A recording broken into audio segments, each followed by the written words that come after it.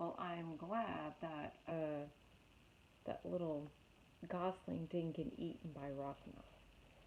Chapter 36. The Gosling Grows. Bright Bill soon forgot about the incident with Rockmouth, and he spent his mornings cruising around the pond with the other goslings. He was becoming a great little swimmer.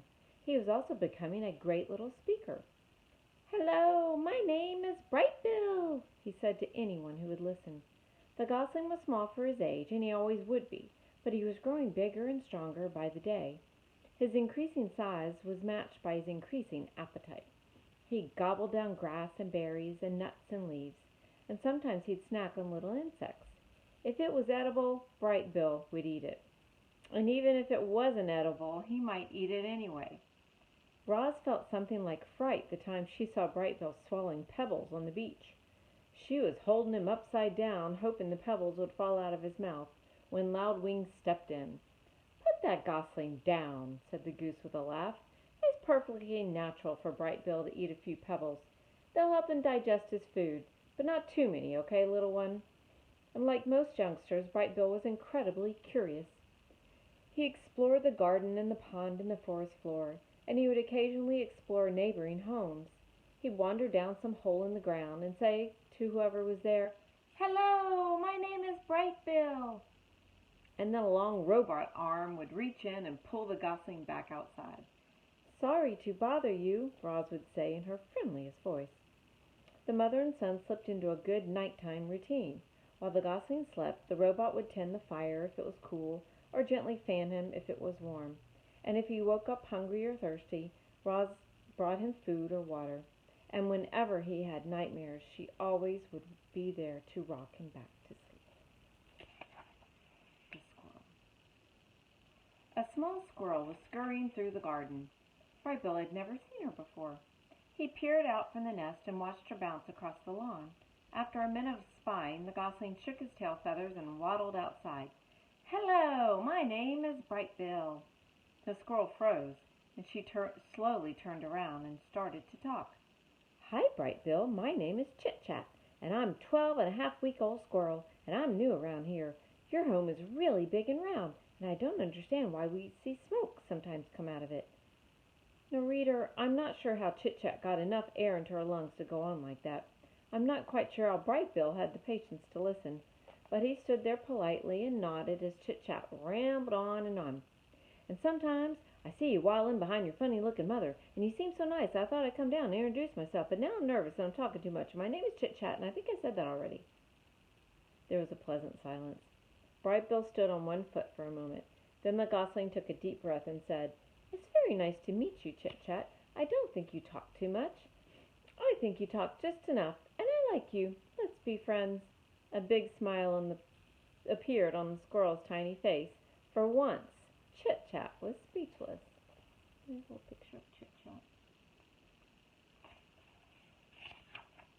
The new friendship. Chit Chat wasn't speechless for long. She'd already been alive for a whole 12.5 weeks. She wanted to tell Bright Bill all about the exciting things and every boring thing that had ever happened to her. And so the new friends played and explored and ate together. The squirrel shared her stories. "I was born on the other side of the hill, and then last week I decided I was ready to build my first dray, which is what you call a squirrel nest, and now I live in that tree with the weird bump in its trunk," she said while the two of them kicked pebbles into the pond. "One time a weasel chased me through the treetops until he missed a branch, and he fell all the way down and crashed into a bush, and then he walked away all wobbly, never bothered me again," she said while the two of them crawled through a hollow log. "Ew, gross. I saw you eat that ant one time. I ate a gnat by accident. Didn't like it at all. I mostly eat acorns and bark and tree buds, sometimes the yummy berries that grow in your garden," she said while the two of them took a snack break. But Chit Chat was as good a listener as she was a talker. Whenever it was Bright Bill's turn to speak, she'd keep quiet and hang on his every word. Do you know who enjoyed their conversations most of all? Robot Roz. The protective mother was never far away, and she felt something like amusement at the silly conversation she overheard, and she felt something like happiness that her son had made such a good friend. The first flight. Bright Bill had spent his entire life by the pond, and he was becoming very curious about what lay beyond his neighborhood. So one day his mother said to him, Let us go for a walk. I will show you more water than you can possibly imagine." Roz placed the gosling on her flat shoulder, and the two of them set off across the island. They marched out of the forest, crossed the great meadow, and climbed uphill until they were at the top of the island's western ridge. Before them was a grassy slope that descended all the way down to dark, choppy waves that surrounded the island. "That's a lot of water," said the wide-eyed gosling. "I'm a good swimmer, but I'm not good enough to swim across that pond." "That is not a pond," said the robot. "That is an ocean. I doubt any bird could swim across an ocean." Waves rolled in from the horizon. Seagulls circled above the shore. A steady breeze blew up from the slope. Brightbill's yellow fluff had recently changed to a coat of silky brown feathers, and he spread his feathery wings in the breeze. And then, "Mamma, look!" For the briefest of moments the wind lifted him off the ground, but he quickly tipped backward and thumped into the soft grass. "I was flying," he squeaked. "That was not flying," said Roz, looking back at her upside-down son. "Well, I was almost flying. I'm going to try again." "I have observed many birds in flight," said Roz. "Sometimes they flap their wings quickly. Other times they fly without flapping at all. They spread their wings and soar on the wind." "So I was soaring," said Brightbill. "Almost. There, look at that soaring seagull. It seems like she's not doing anything, but if you look closer, excuse me, you'll notice she is making small adjustments with her wings and tail. I think you should try adjusting your wings in the wind like that." Brightbill hopped on a rock, opened his wings wide. "The wind is pushing me backward." "Change the angle of your wings," said the mother. "Let us see what happens when they slice through the air." Brightbill slowly angled his wings downward, and then the more he turned them, the less the wind pushed him backward. And just as his wings leveled off, "Mamma, look!" he squeaked as his feet left the ground. "I'm soaring! I'm soaring!"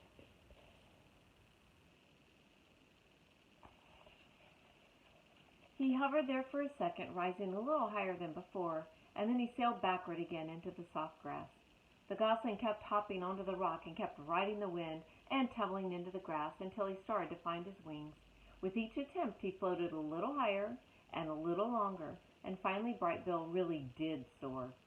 He lifted high into the air and he hung there, floating. He turned his wings down and he felt himself drop. He wiggled his tail feathers and felt himself veering back and forth. "I'm a natural," he squeaked.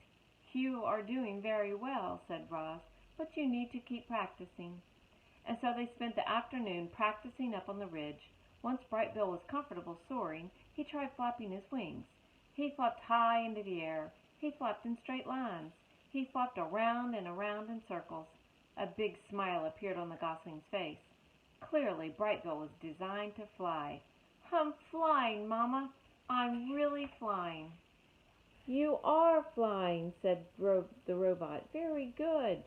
Brightbill was now a real flyer, but all that flying had worn him out. He lowered himself down to the ground and tumbled into the grass one last time. His landing still needed some work. Roz placed Brightbill on her shoulder and headed back to the nest. "I can't believe I can fly now, Mama," said Brightbill in his sleepy voice. I just wish you could fly with me." And then the gosling's words were replaced by his quiet, steady breathing. I'm not sure the robot will be able to fly with him, Unless there's some kind of miracle that happens. She does seem to adjust herself to do many things. All right, the next chapter is called The Ship. until then.